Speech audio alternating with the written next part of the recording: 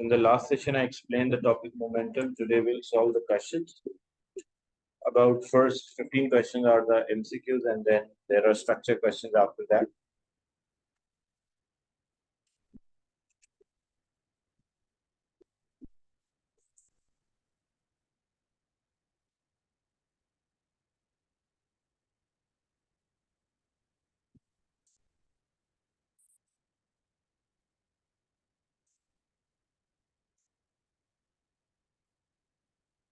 So in the first, the whole assignment is related to momentum and collision.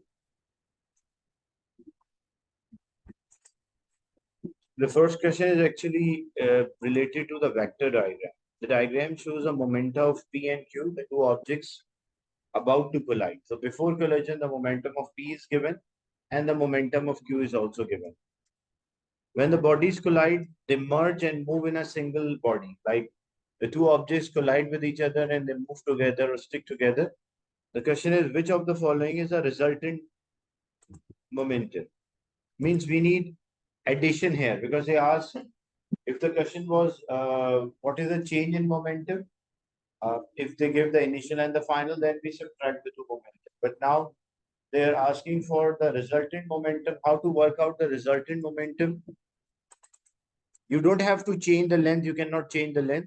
Either you can use a triangle method whenever you are finding a resultant of the vector. You can use a triangle method, or you can also use a parallelogram method. But all these questions, like all the four options, are solved by a triangle method. So we'll also use a triangle method. The length of the vector is important. Like example, what you will do, using your ruler or the scale, you will measure the length of P and you will measure the length of Q. So any one of them you can draw first. So example, if I'm drawing P first, so I will draw vector P first in the same direction, same length. Because we need the resultant. So after P, I will draw Q. But it should be same length, like how much it was given in the beginning. Same length of a Q I should draw. So after that, we'll draw Q. So what will be the resultant? Resultant is always from tail of the first to the head of the last. So when we join the tail of the first to the head of the last, we'll get the resultant vector. So resultant should be towards the right hand side. And which option? The resultant is towards the right hand side and match with the above diagram. So that is matches with C. So C is the right answer. Because they asked the resultant vector, so we have to add them. But what if they ask like the change in the momentum? Then we have to subtract. If the same question, this is about the resultant vector. Like we need the resultant of the two vectors, or we need their final, the resultant, the sum of the momentum of the two objects after collision. Because the total momentum before collision must be equal to total momentum after the collision. Is it clear, this one?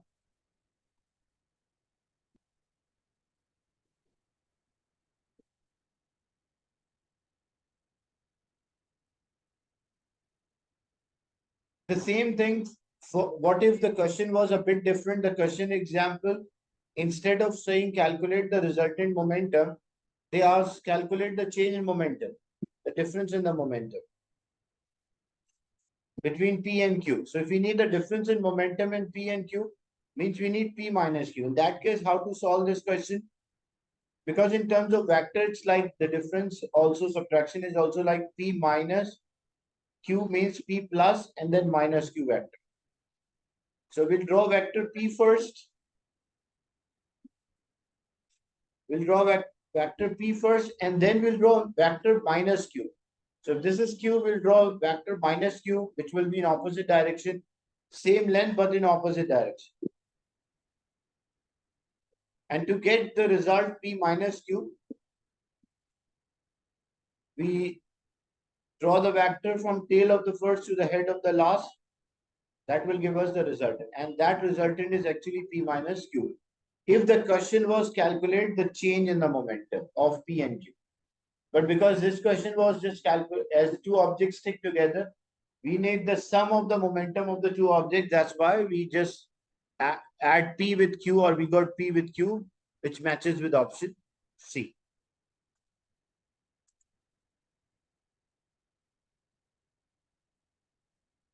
In question 2, a ball of mass m traveling with a velocity v strike at a right angle, and it bounce off in opposite direction with the same speed. And if speed is not changing, mass will also not, like mass does not change. The question is, which of the following is impulse on the wall? Impulse refers to change in the momentum. So example,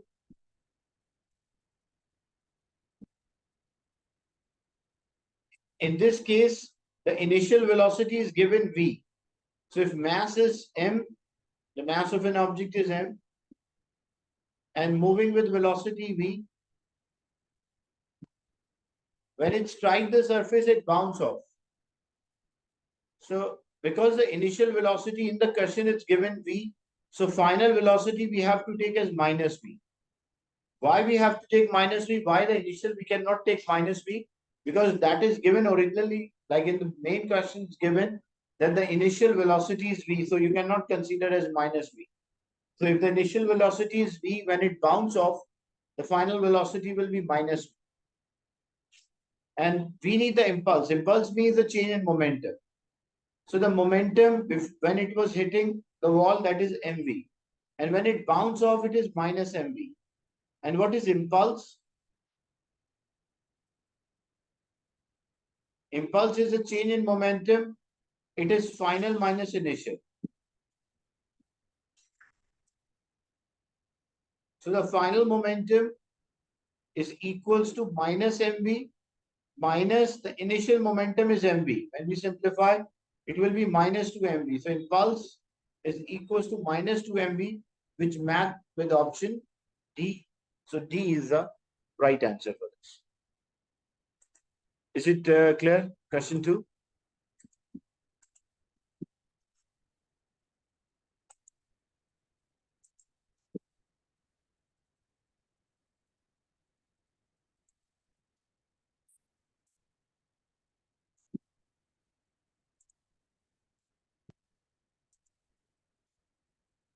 The next question, a body of mass m, momentum p, and the kinetic energy ek.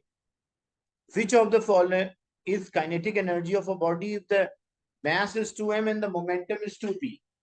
So first we have to check the relation between the momentum, mass, and the kinetic energy. If you remember,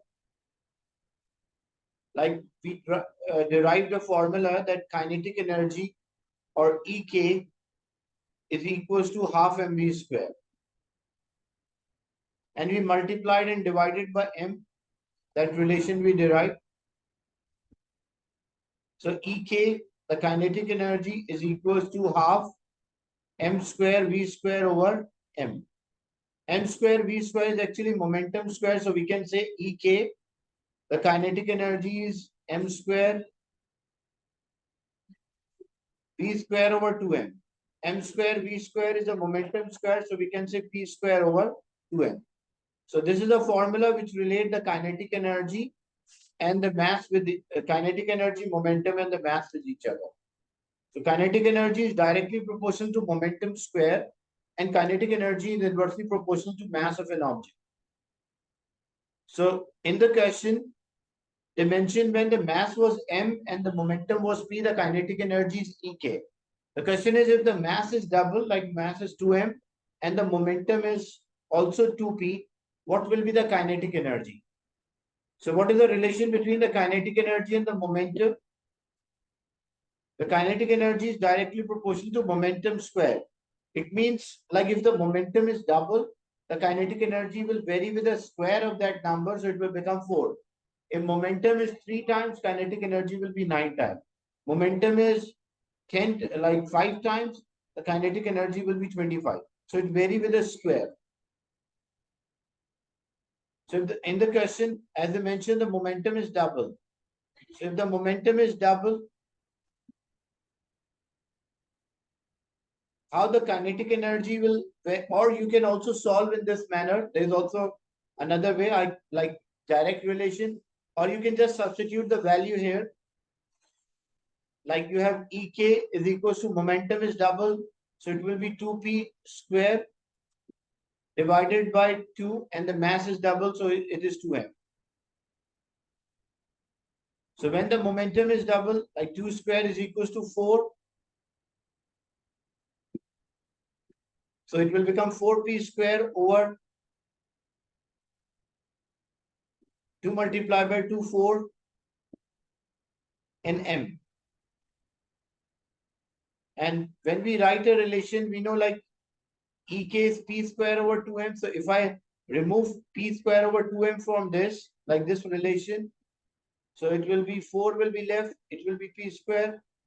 This one is 4m. So I can write 2 multiplied by 2m. So p square over 2m I separated from the whole equation. And when I simplify this 4 will cancel with 2. So it will become 2p square over 2m. And 2p square over 2m is equals to kinetic energy. So the new kinetic energy is twice of the first kinetic energy. This is one way. The second way, you can just use a relation that kinetic energy and momentum are directly proportional with square. So if the momentum is double, what happened to kinetic energy? It will increase by 4. And according to formula, EK is equals to p square over 2m. So if the relation between the mass, because 2 is constant, so m is there. So the relation between mass and kinetic energy, according to this formula, they are inverse. In the question, if the mass is double, the kinetic energy will divide it by 2. Only inverse relation is there according to this formula. And according to previous formula, the momentum and kinetic energy vary with the square. So if the momentum is double, the kinetic energy will be 4 times. So due to change in momentum, kinetic energy is multiplied by 4. And due to change in mass, kinetic energy is divided by 2. So when we simplify the new kinetic energy, it will be twice. So 2 into EK, that will be equals to the new kinetic. So B will be the right answer. Is it clear? Question 3.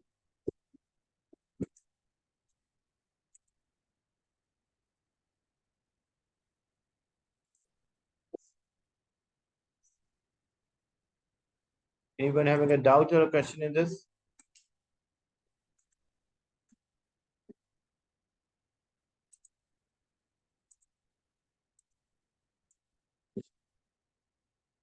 The next, a ball of mass m with velocity v strike a perpendicular, and the similar question is there as we solved in question 2, but this time the time is also given and they ask the force. So how we can work out the force? Actually, impulse is force into time, so force is impulse divided by time. So, and that is the change in momentum, like the final momentum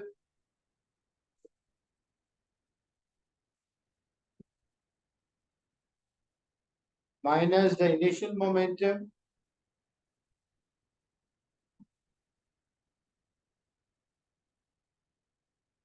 divided by time. So again in the question, the object of mass m moving with velocity v, it strike and bounce off with velocity minus v. We cannot, in this case, we cannot take the initial velocity as minus v. The reason is that that is already given in the question. It's that the initial is v. So final must be minus v. So initial momentum is mv and the final momentum is minus mv. So it's a final momentum which is minus mv. Initial momentum is mv divided by time interval.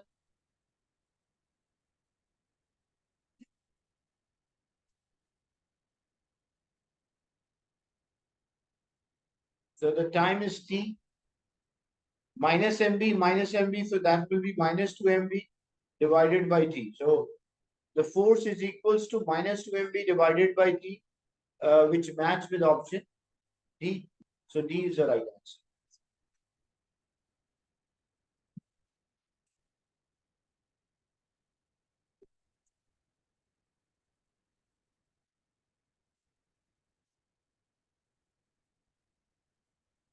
Next is question 5. An electron has a momentum of 1.9 exponent minus 24 kilogram meter per second.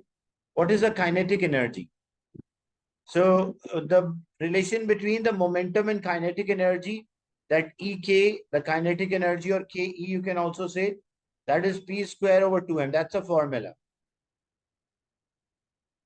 So if we need the momentum, if we need the kinetic energy, so we just substitute the value. The momentum is 1.9 into 10 to the power minus 24, and that is square divided by 2.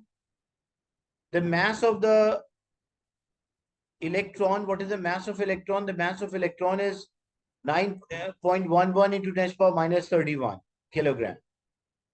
So this will be given in exam as a constant. If you memorize this, that's also good. But this will be given in the exam, 9.11 into 10 to the power minus 31, the mass of electron. And remember one thing, it's a rest mass. What is the difference between the rest mass and the relativistic mass? Rest mass means like when objects are moving slower or not close to speed of a light, because according to relativity, the mass of a particle changes as it moves closer to speed of light. So when it is not moving closer to speed of a light, it will be 9.11 exponent minus 31 kilogram, which is also known as a rest mass. Means like when a particle is at rest, it will have this mass. But if the particle is moving closer to speed of a light, approximately equal to speed of a light, then its mass will increase, and we call that as a relativistic effect. So relativistic mass will be different. It will be higher as compared to a rest mass of a particle. So when we simplify 1.9 exponent minus 24 square divided by 9.11 exponent 31 in times 2. So this will be equals to B. So B is the right answer.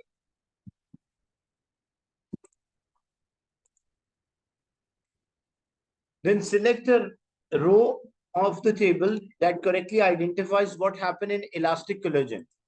Look, in elastic collision, what is the difference between elastic and inelastic collision? In elastic collision, momentum is conserved, kinetic energy is conserved, total energy is always conserved. Because we cannot create energy, we cannot destroy, we just transform the energy from one form to another.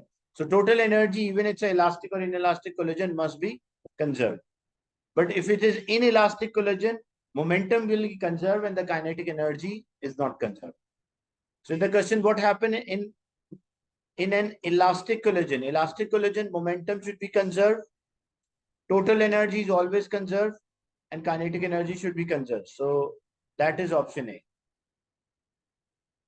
If there was this was the same question and they asked inelastic collision. So momentum should be conserved, total energy conserved, kinetic energy not conserved. So conserve, conserve, and not conserve. In that case, B will be the answer.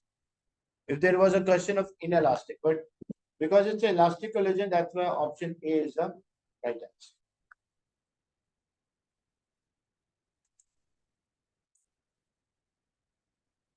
In question 7, a particle Z with a kinetic energy E and the momentum P.